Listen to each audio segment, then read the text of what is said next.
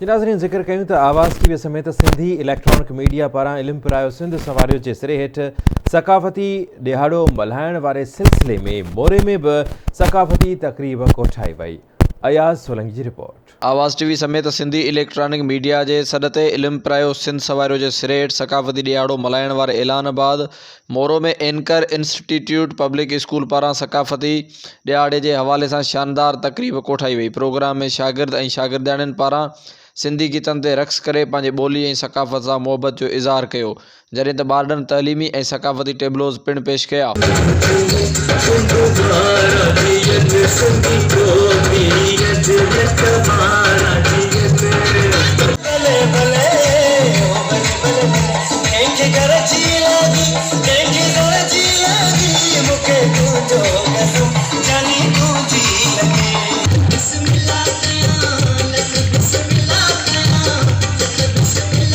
तकरीब में शरीक थियलनि प्रोफेसर मोहम्मद खान डायरी, गुलाम असगर चांडियो, गुल मेमण, अज़ीज़ भुट्टो, जावेद सियाल ऐं ॿियनि चयो त सकाफ़ती ॾियारो एंकर स्कूल में मल्हायो पियो वञे ऐं उन जो जेको आहे उनवान ॾिनो आहे इल्म पिरायो सिंध संवारियो। असांजो आवाज़ टीवी हमेशह हिकिड़ो मुनफ़रद नालो ॾिनो आहे जंहिंमें तइलीम जो वाधारो थिए ऐं जंहिंमें तइलीम जी भलाई थिए। तइलीम जी भलाई ऐं वाधारे जे करे जेको आहे असांजी सिंध संवरजंदी।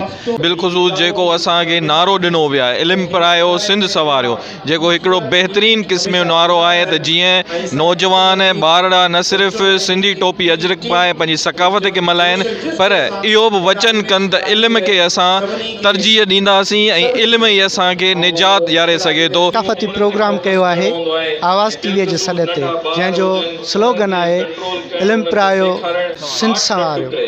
असांजा ॿार इल्म पिराइनि पिया, सिंध बि संवारीनि पिया ऐं अॼु पंहिंजी सकाफ़त खे उजागर कयो अथनि। मुख़्तलिफ़ क़िस्म जा सकाफ़ती मॉडल पेश कया अथनि, सकाफ़ती कपिड़नि में आया आहिनि। असांजी कोशिशि आहे ईंदड़ नसुल सकाफ़त खे सदियुनि ताईं ज़िंदा रखे। आवाज़ टेलीविज़न वारनि जा निहायती शुक्रगुज़ार आहियूं जो अॼोके ॾियारे खे जेको आहे सो तमामु जेको आहे सुठी कवरेज बि ॾियनि पिया ऐं इल्म पिरायो सिंध संवारियो। छो जो कंहिं बि क़ौम खे ख़तमु करिणो हुजे त उनजे इल्म खे तालीम खे ख़तमु कयो वेंदो आहे। त अॼु नंढनि ॿारनि मुख़्तलिफ़ टेबलोज़ कया आहिनि, सिंध जी सकाफ़त खे उजागर कयो आहे। असां गुज़ारिश कंदासीं त सिंध जा जेके नौजवान आहिनि महिनत कनि, इल्मु हासिलु कनि ऐं पंहिंजे मुल्क जो नाव जेको आहे सो रोशन कनि। तालीम जेका आहे इलेक्ट्रॉनिक्स मीडिया जो नारो आहे, तालीम ॾियो बहितर ॾियो सिंध संवारियो, त उहो अहिड़ो स्लोगन आहे त तालीम सां ई सिंध संवारे सघिजे थी। तालीम सां ई सभु कुझु आहे। दुनिया जूं क़ौमूं उन्हनि ई तरक़ी कई जिन इल्मु वरितो, आला अदब वरितो। सकाफ़ती ॾियारो एंकर इंस्टीट्यूट मोरो में मल्हाए रहिया आहियूं। हीउ जेको अॼु सकाफ़ती ॾींहुं असां मल्हाए रहिया आहियूं, आवाज़ टेलीविज़न नेटवर्क जे तावन सां असां सेलिब्रेट करे रहिया आहियूं।